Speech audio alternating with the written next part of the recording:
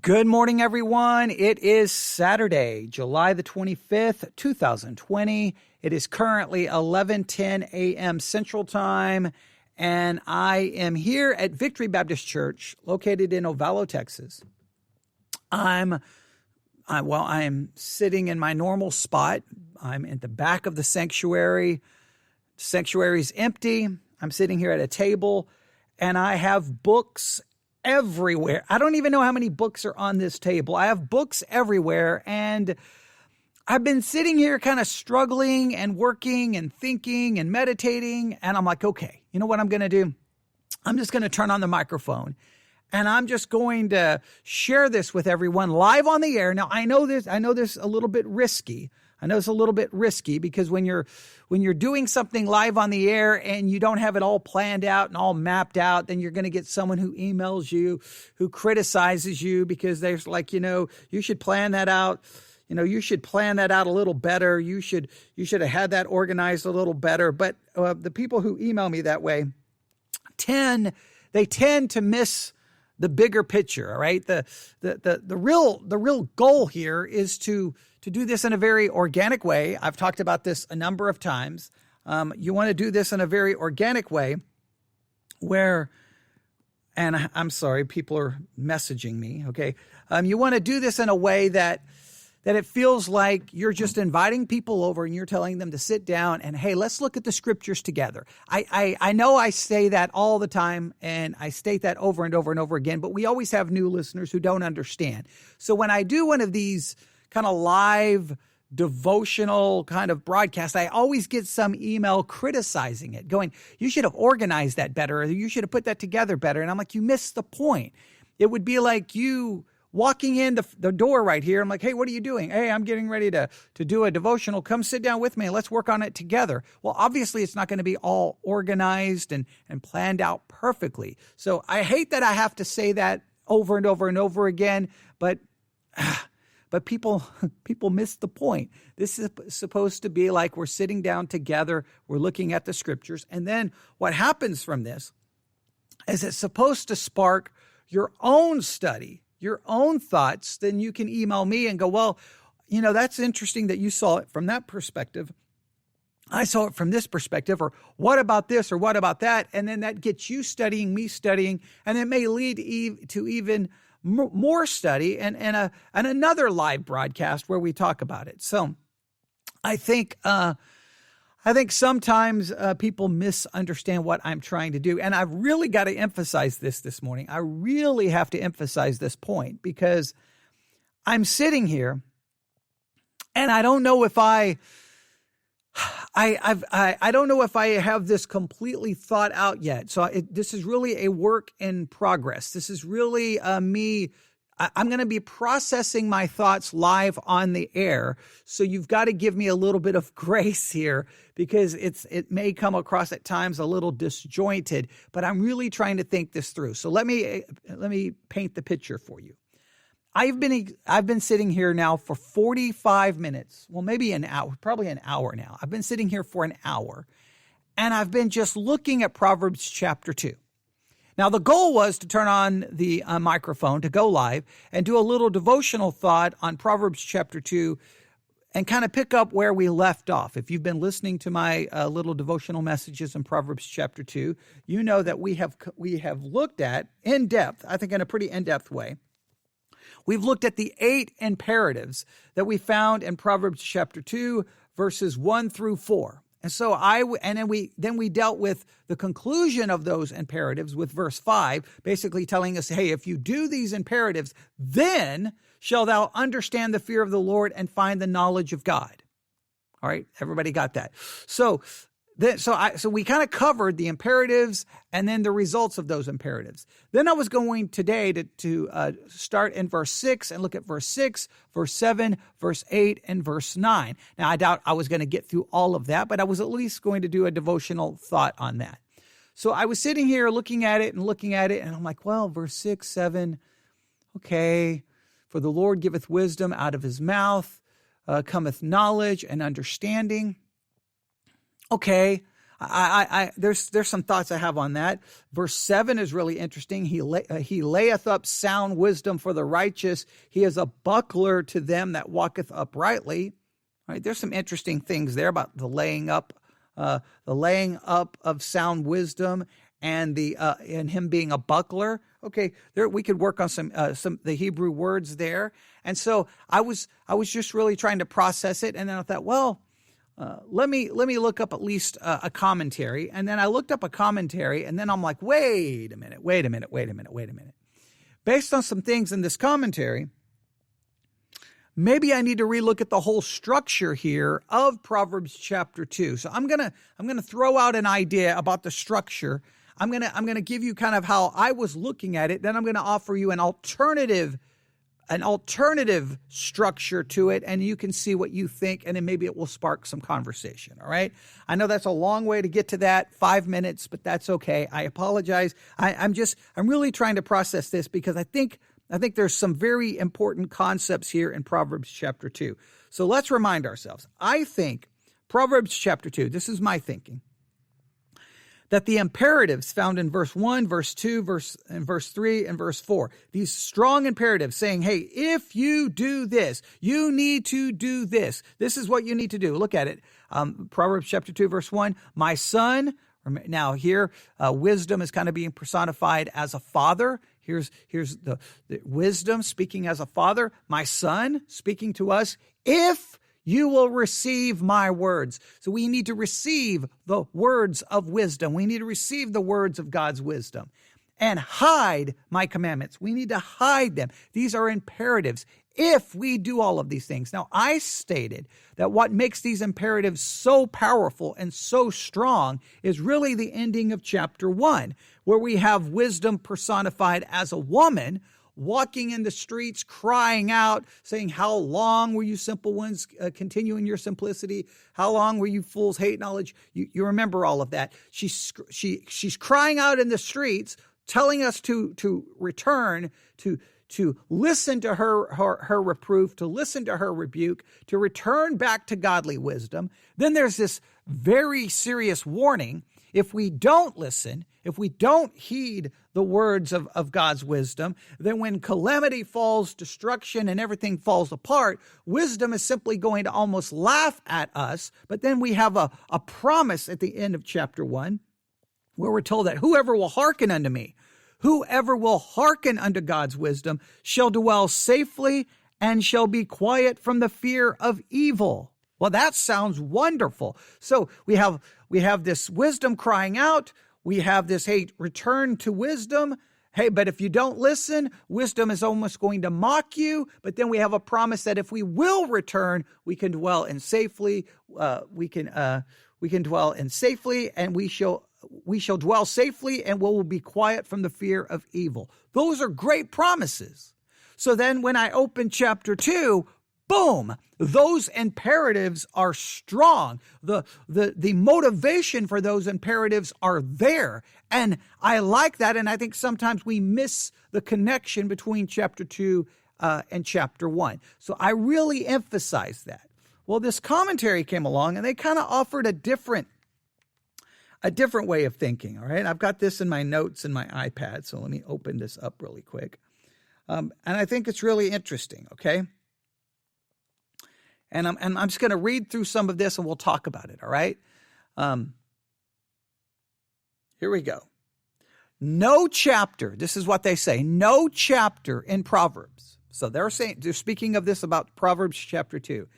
No chapter in Proverbs is more tightly knit than this. So they say of all the chapters of Proverbs, Proverbs chapter 2 is the most tightly knit chapter. Now, I don't know if that's true.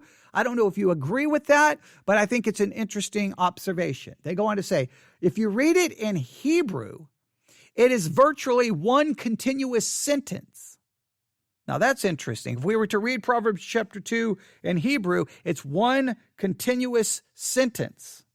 Now, that would be very difficult to break apart the way we break it apart because of the verse having the verses there. Remember, sometimes having chapter and verses are great. Sometimes it can actually take away from the way it was supposed to flow and how we were supposed to understand it. So there's good and bad, but it's interesting. Okay, it would basically be one continuous sentence in the Hebrew. So would that impact the way we read it? Would that impact the way we interpret it? Would that impact our perception about it? It probably would. All right, let's see what they have to say here. Since the number of its lines and verses, 22, it may be designed to mirror the completeness of the Hebrew alphabet, with whose 22 letters form the framework of the acrostic alphabetic song in chapter 31, verses 10 through 31.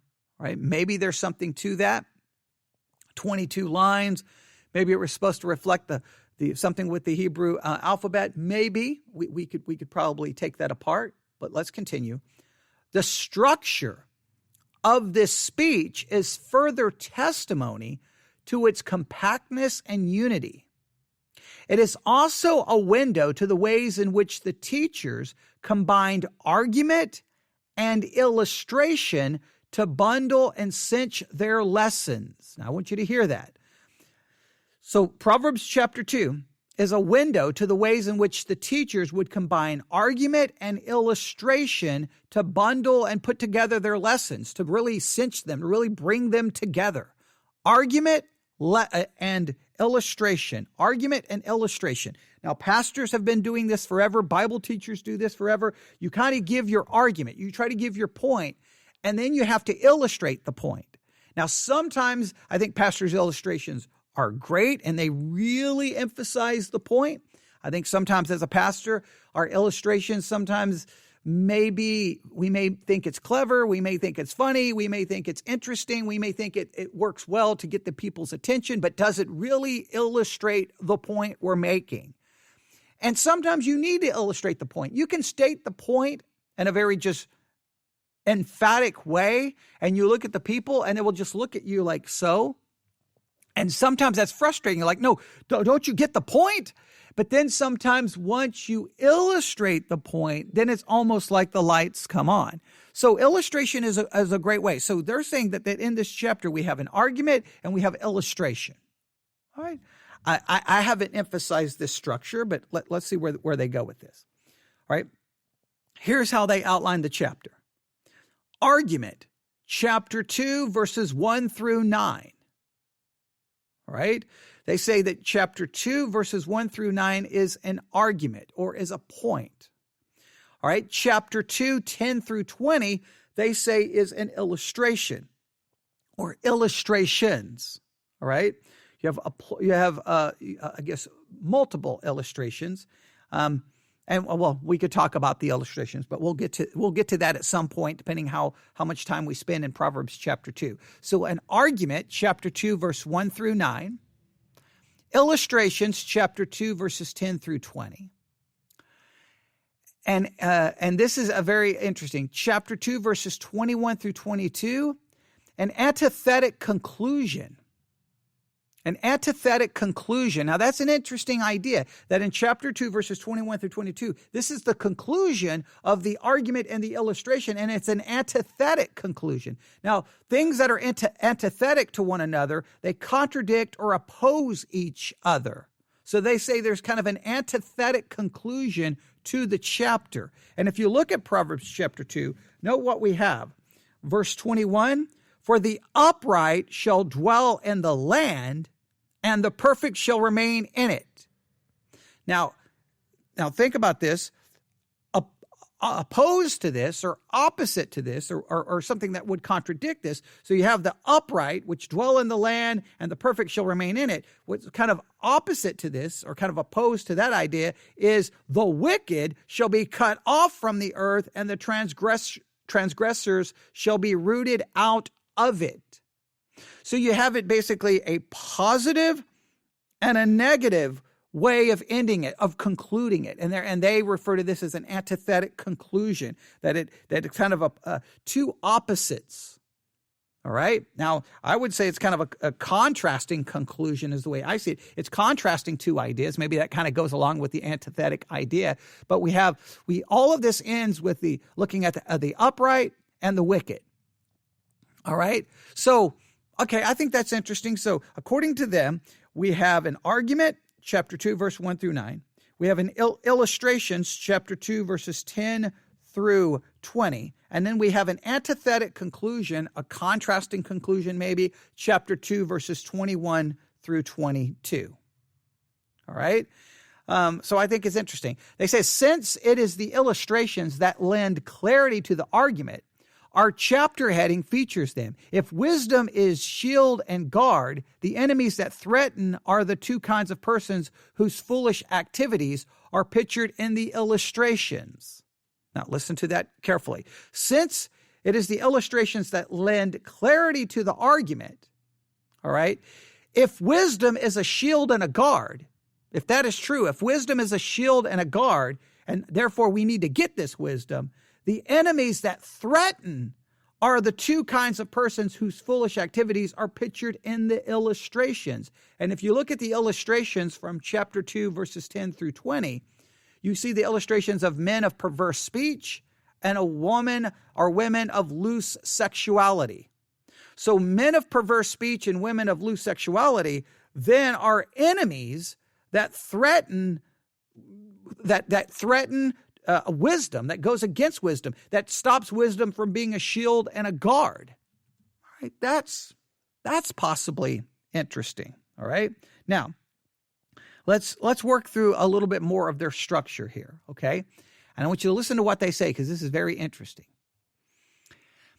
According to the author of this commentary that I'm looking at, he states that he followed the paragraphing and translation of the New King James Version, which makes a major break between verses 9 and 10 and begins verse 10 with the word when. Now, if you look at Proverbs chapter 2 in a King James Version or New King James Version of the Bible, you will notice that verse 10 does begin, when wisdom entereth into thine heart and knowledge is pleasant unto thy soul. So they're arguing that if you go with the New King James or the King James, verse 10 basically is a break, kind of breaks away from verses 1 through 9. All right. Now, I think maybe you could see that because verses 1 through 9, we have the imperatives. If you do this, if you do this, then we have then, okay, what we're going to, if we do that, then we shall understand the fear of the Lord and find the knowledge of God. All right. If we do these things, then we get this. Okay. That makes sense. Imperatives, do these things, then you get this. Then verse 6, apologize, had to sneeze there. Then, so then we have the then. Verse 6, for the Lord giveth wisdom out of his mouth, cometh knowledge and understanding. He layeth up sound wisdom for the righteous. He keepeth the paths of the judgment. So then verse 6 through 8, we kind of have this, we have the imperatives, then we get something, and then we have kind of the reason we get something. The reason we get something is because the Lord giveth wisdom. He layeth up sound wisdom. He is a buckler. He keepeth the paths. Okay, so we kind of have this reason, and then we're brought back to, then shall thou understand righteousness and judgment. Okay, so because God does this, then we can get these things. So we have imperatives. If we do the imperatives, then we get these things. Then we have this discussion about the reason we can get these things is because God is the source of all of this wisdom. He's the buckler. He will provide safety. He's the one who does all of these things. And because he's all of these things, then we can get understanding and judgment and equity and every good path. So there's this interesting structure. And then verse 10 kind of breaks away from that going, when? Now, we could argue, how do we understand this chapter, or how do we understand verse 10 in light of it saying when? Now, the commentary is going to make an argument that we possibly shouldn't go with when there, and listen to what they have to say. All right. They say they follow the paragraphing and translation of the New King James, which makes a major break between verse 9 and 10 and begins verse 10 with when as the lead word of the paragraph that ends in verse 15. The alternate approach, which may capture more closely the nuances of the Hebrew, would make verse 10 the concluding sentence of the argument paragraph, translating the initial word as for. The consequences of this would be to revise the structural outline found as follows. So here is an outline they suggest. You ready? Verses 1 through 4. Okay, verses 1 through 4. Condition. Verses 1 through 4 is a condition. It focuses on a condition that we must meet. And the key word is if. Okay, I can see this. I called them imperatives. I got no problem with this. My son, if, here's the condition, if you will receive my words and hide my commandments. These imperatives are conditions that we have to meet. I got no problem with that. The key word is if. You'll see verse 2. So that thou incline thine ear unto wisdom and apply thine heart unto understanding. Yea, if thou criest after knowledge, if thou seekest her as silver. There's clearly a very conditional aspect to Proverbs chapter 2, verses 1 through 4. I have no problem with that. So they call this condition, verses 1 through 4, keyword if. Next, result. Result. So we have the conditions of verse 1 through 4. Then we have the result found in verse 5. I got no problem with that. Verse 5, then shalt thou understand the fear of the Lord and find the knowledge of God. If we meet the conditions of verse 1 through 4, if we follow through with those imperatives that we're being told to do so, then in verse 5, then we get the understanding of the fear of the Lord, then we find the knowledge of God. All right, I can see that. So far, so good. So far, so good. So we have conditions, verse 1 through 4. Result, verse 5, the key word is then. Then in verse 6 through 8, we have the reason. The reason this will happen is verse 6 through 8, and the key word here is for. For the Lord giveth wisdom, out of his mouth cometh knowledge and understanding. He layeth up sound wisdom sound wisdom for the righteous. He is a buckler to them that walk uprightly. He keepeth the paths of judgment and preserveth the way of the saints. All right, I got no problem with this. So we have condition, verses 1 through 4, keyword if.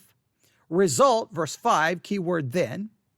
Reason, verse 6 through 8, and the key word is for.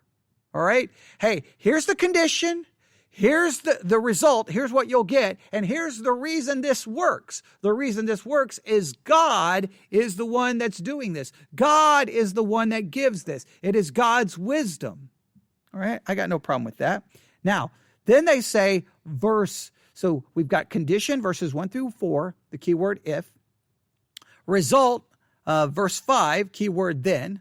Reason, verse 6 through 8, the keyword for. And then verse 9, look at verse 9. Then, all right, then we get the result again. Here's the result. Then shall thou understand righteousness and judgment and equity, yea, every good work. All right. So then in verse 9, we are given a result again. All right. The result is the result of God. In fact, if you go back, if you look, the results of God being the one that giveth wisdom, the result of God being the one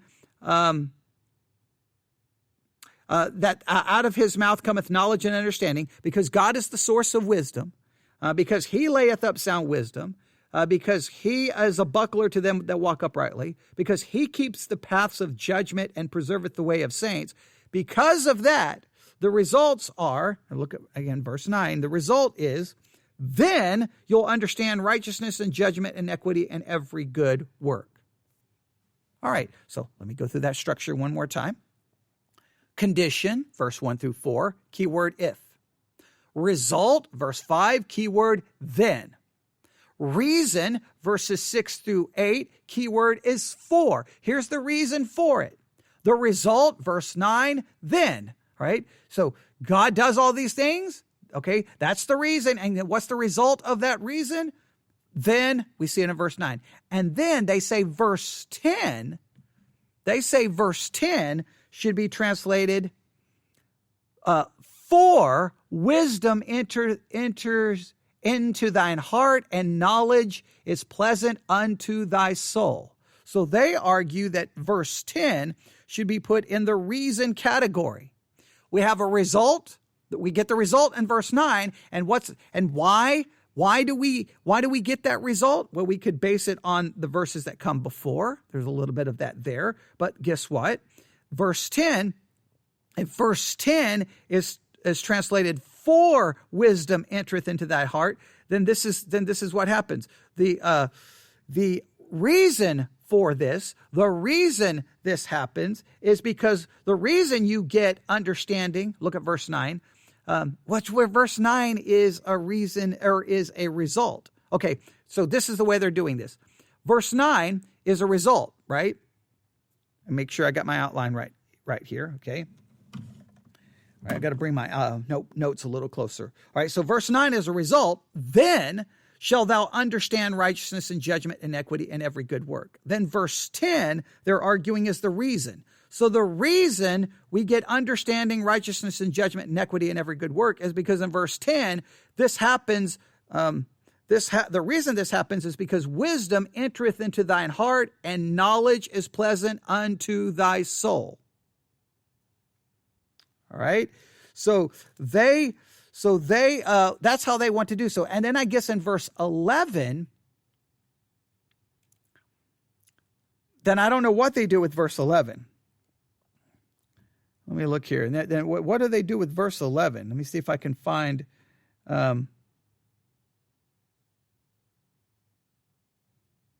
Yeah, they don't really explain in verse 11.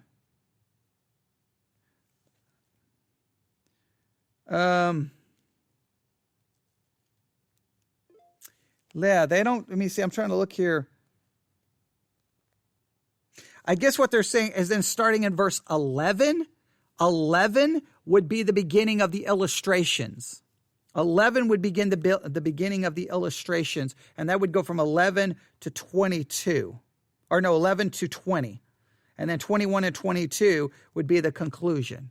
So that's an interesting way of looking at it. So let's take that let's set that structure aside for a second. All right. I don't know how much this would. I think it's interesting to look at it this way. This is what I'm going to say. All right. So let's look at this and let's think about this carefully. All right. Proverbs chapter 2 begins with 8 imperatives. There's no way to get around that. And the power of those imperatives is based off the end of chapter 1. That I'm going to be dogmatic on. Now, there is no question that after these imperatives, my son, if you will do this, so that you incline thine ear unto wisdom and apply your heart to understanding, if you cry after knowledge, if you seek her as silver and searchest for her as hid treasures. Okay, clearly they're emphasizing those imperatives. There is no doubt that after those imperatives are listed, we get kind of a result. Then you'll get understanding, the fear of the Lord, and find the knowledge of God. There's no question. We have the imperatives, right? We have the imperatives. They call them conditions, right? Whatever, however they want to describe them. Conditions, imperatives. You do this, and then here is the result. No problem. Now the question is verse 6, 7, and 8. 6, 7, and 8 definitely is not a condition. I got no problem saying it's a reason, all right? For the Lord giveth wisdom out of his mouth. He layeth up sound wisdom. He keepeth the paths of judgment, all right? Now, the question is, does this offer the reason for verse 5, for verse 4? No, verse 4 seems to be verse 4 is the result of verse 1, 2, and 3, the result of those imperatives. So is verse 6, 7, and 8, is it giving you the reason those imperatives work? Is it giving you the reason for that result? Well, the reason of the result has to be you met the imperatives. All right. So I don't know what we do with verse 6, 7, and 8. There's no question 6, 7, and 8 is I think we can argue 6, 7, and 8 is definitely telling us, hey, the reason this all works, the reason if you meet these imperatives, you get these results, the reason for this is because God is the source. It's because of what God is doing. And we note this in verse 6. For the Lord giveth wisdom. The reason all of this is going to work is because God gives wisdom, and the only way to get that wisdom, though, is to meet those conditions. God giveth the wisdom, but there's something you have to do. It's not just going to magically appear in you. You've got to meet those imperatives. So, for the Lord giveth wisdom. Out of his mouth cometh knowledge and understanding. All right, I got no problem saying this is the reason this works. So verse 7, he layeth up sound wisdom for the righteous. He is a buckler to them that walk uprightly.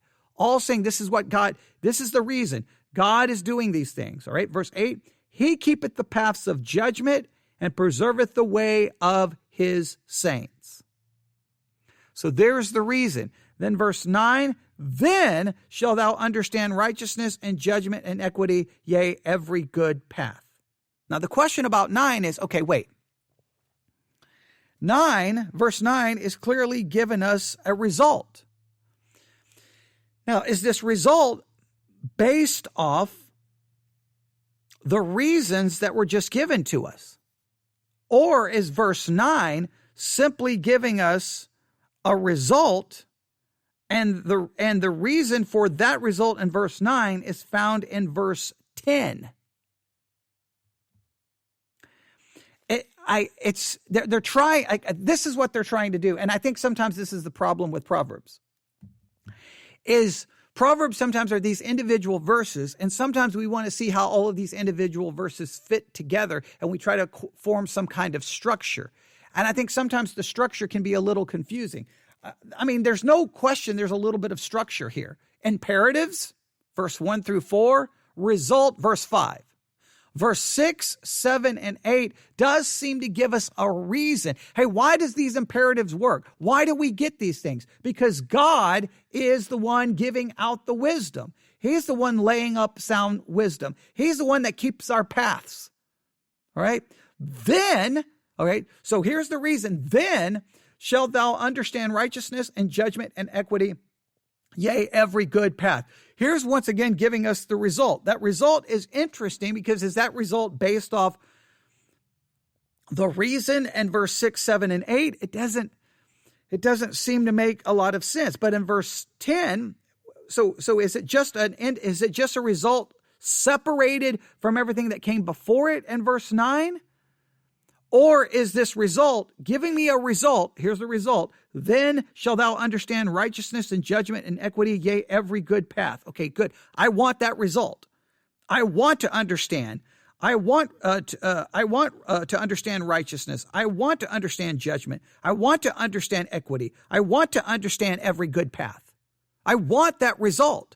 And what's the reason for that result? Verse 9.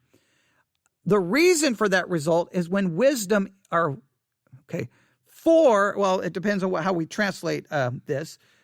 Even if we translate it, when wisdom entereth into thine heart, and knowledge is pleasant unto thy soul, discretion shall preserve thee, understanding shall keep thee.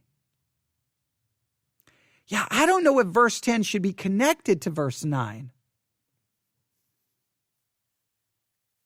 I'm questioning this. I'm questioning this. I know I'm questioning this live on the air, but that's okay. And here's the reason why. Okay, let's throw out their structure. They're trying to connect verse 10 with verse 9. To me, verse 9 is the conclusion. Think of it this way, verses 1 through 9, and the King James in my Bible, they literally separate them out with a different heading. So follow my logic here. All right, we have the imperatives. All right, we have 8 imperatives. We get the results of those imperatives. What are the results of those imperatives? The results of those imperatives is we're going to understand the fear of the Lord and find the knowledge of God. Then we're given this information that wisdom comes from God. We're given a reason all of this works. And the reason all of this works is it comes from God. And what is the result of all of this coming from God? The result is that we'll understand righteousness and judgment and equity and every good path. The reason we can understand all of that is because God is the source of wisdom. God is the source of wisdom. And when we meet the imperatives, then another result of meeting those imperatives is that we understand righteousness, judgment, equity, and every good path. Then, verse 10, separate verse 10, it's a different idea. When wisdom entereth into thine heart, and knowledge is pleasant unto thy soul. When wisdom does enter into you, when you do get the wisdom, discretion will preserve thee, and understanding will keep thee. So here's the thing. When you get this wisdom, here's what's going to happen. When you get the wisdom, when it enters into your heart, and knowledge is pleasant unto your soul, discretion will preserve you, understanding will keep thee.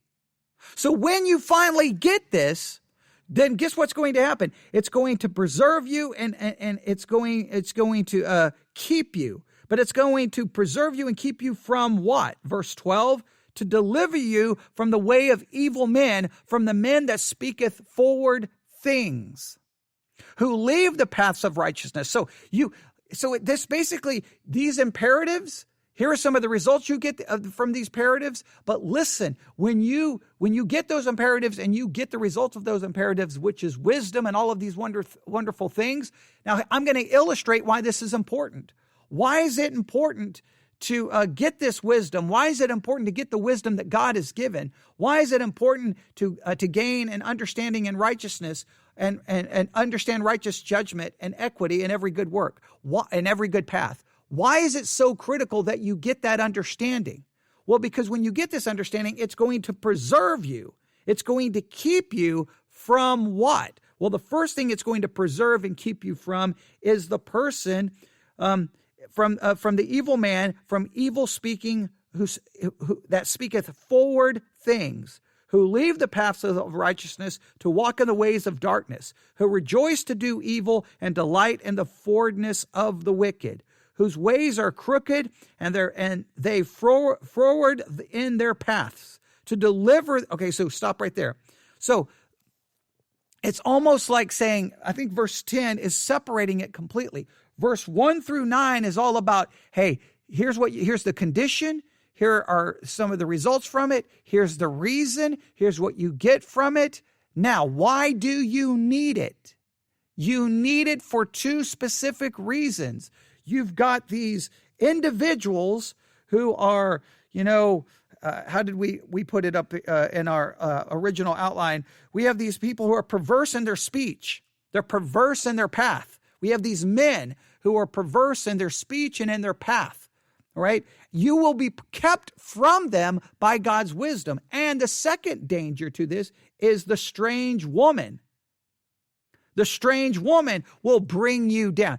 I think verse 10 and 22 is verse 10 through 20. Verse 10 through 20 is all the illustration. It's all the illustration. I'm going to argue verse 10 does not belong to verse 1 through 9. 1 through 9 is giving us condition, result, reason, or it's giving us condition, result, reason, result. Yeah, I think that's what we can see. It's giving us condition or imperatives. It's giving us the result of those imperatives. It gives us the reason all of this works because God is the source, gives us the result of what God is doing, and all of that then prepares us for the illustration. The illustration comes along and says, hey guys, do you know why you need all of this? Do you know why you need all of this wisdom? Because you got two things that are going to come after you. Two things that are going to come after you. Two things that are going to possibly attack you. And the one is to deliver thee from the way of the evil man. You got the evil man and you got the strange woman. The evil man and the strange woman.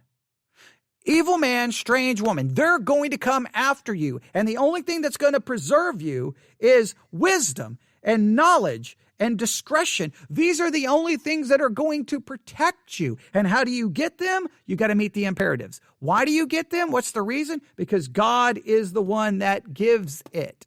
And the result of God giving this is understanding righteousness, judgment, equity, and every good path. And why do you need this? When you get this, it's going to preserve you and keep you from the evil man and the strange woman. And then what is the conclusion from this? Where there's two contrasting conclusions, two antithetical conclusions. And here are the conclusions. The upright will dwell in the land, and the perfect shall remain in it. Okay, if you're upright, if you follow this righteousness, then you're going to dwell in the land. And you're going to remain in it. In other words, you're going to be protected, and you're going to be protected from the evil man and from the strange woman. But if you reject all of this wisdom, the wicked, you're going to be cut off from the earth, and the transgressors shall be rooted out of it. There are consequences of which path you take. You're going to either take the path of righteousness that comes from God's wisdom, or you're going to take the path of the wicked man or the strange woman. Yeah, I think the commentary trying to connect verse 10 with verse 9, I think that's tortured. I think that's destroying the whole point. I think they see some structure in verse 1 through 9, and they want that structure to continue in verse 10. But if you'll note the punctuation, at least in the King James, verse 10 doesn't end in a period. Neither does verse 11. Verse 10 and 11 is setting up I think verse 10 and 11 falls with the illustration. Verse 1 through 9 is all about what you need to do to get this wisdom, why this wisdom works. It comes from God, what it gives you. What you need to do to get this wisdom is verse 1 through 4. All right? Why this wisdom works, it comes from God, verses 6, 7, and 8. What this wisdom gives you, it gives you it will help you understand the fear of the Lord. It will help you find the knowledge of God. It will give you the understanding of righteousness, and judgment and equity. That's the way to break down verses 1 through 9. And then how is this illustrated? It illustrates the importance of this wisdom, because this wisdom is going to protect you. It's going to keep you, and it's going to keep you from two very, very important things that are coming after you: the wicked man and the strange woman.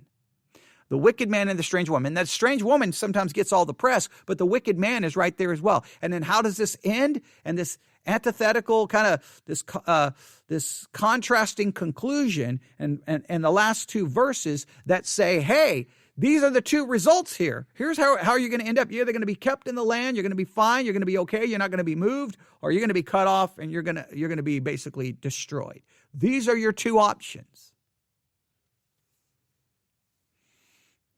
Yeah.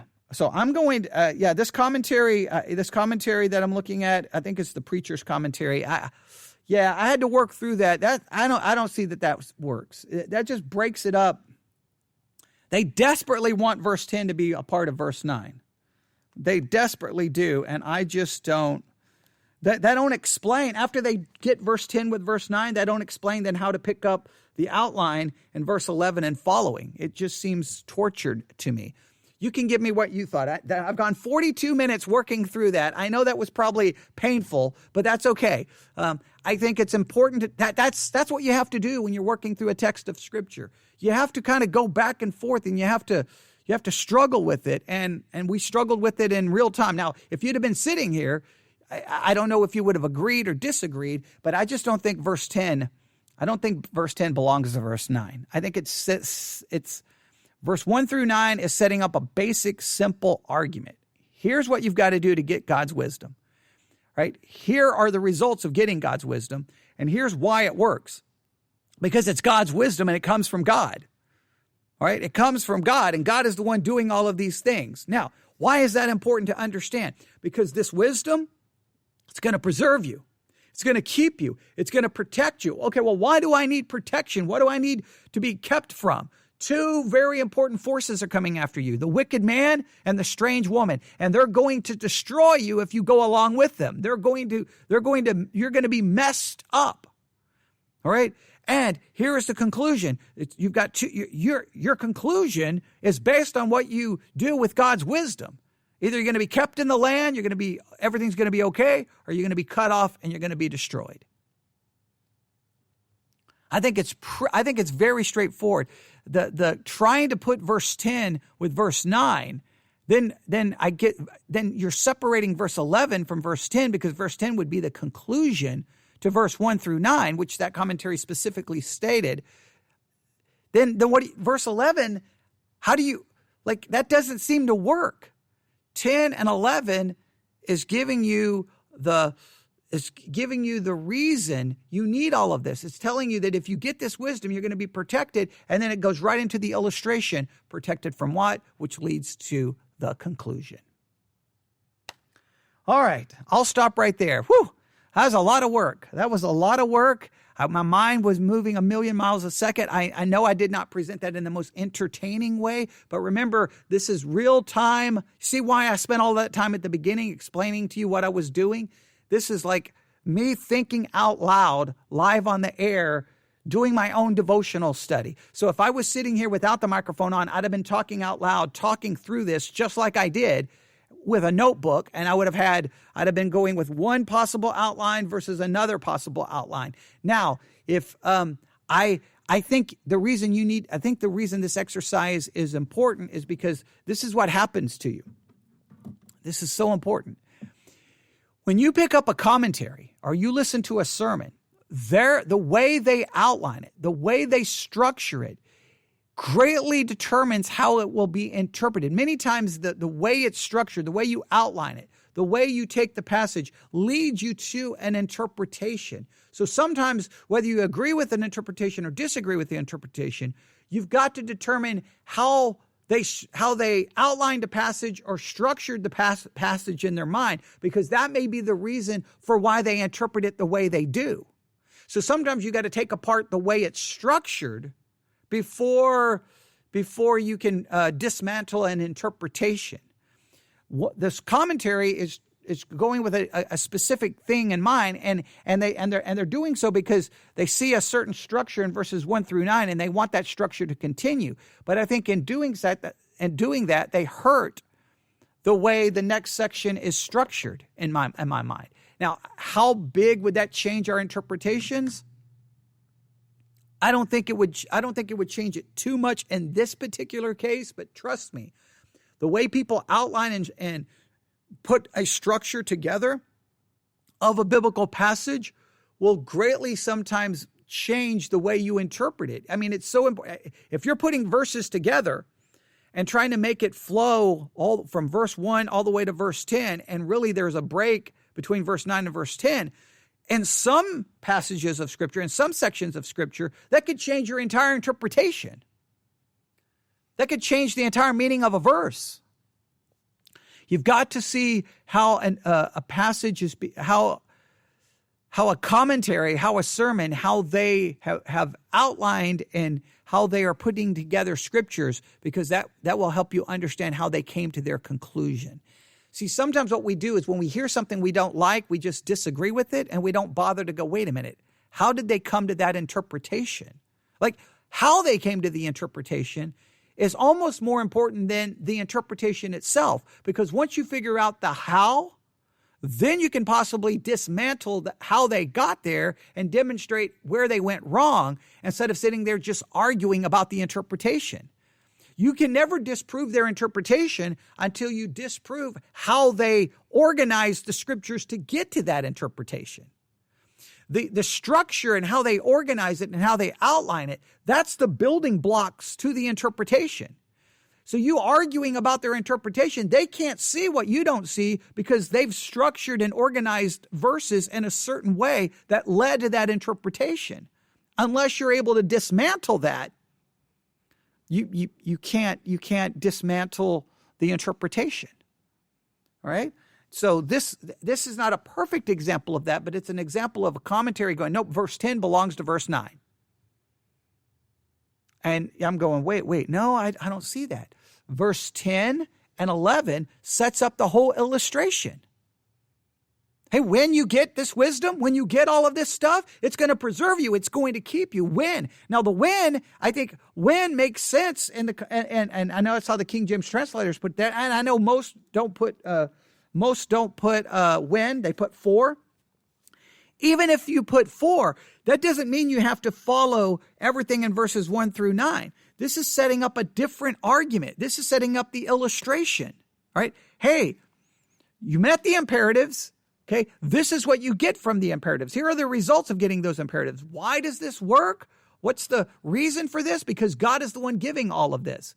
Now, for wisdom, for this wisdom, when you get this wisdom, when it enters into your heart, and knowledge is pleasant unto your soul, then discretion will preserve you and understanding will keep thee. All right, great. So when I finally get this wisdom, when I finally get it, it's going to do something for me. And why do I need this to do something for me? Because there are 2 enemies, the wicked man and the strange woman. There you have it. I'll stop right there. All right. Oh, I hope that was helpful. I hope that was helpful. I don't think it was. I don't think it was.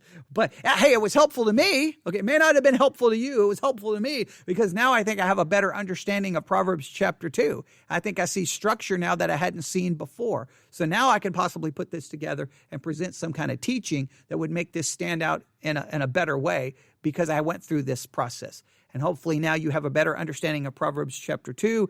Give me your thoughts. Give me your feedback. Email me at newsif@yahoo.com, newsif@yahoo.com. All right, I'll stop right there. Everyone have a great day. Go study Proverbs chapter 2 and let me know what you think. God bless.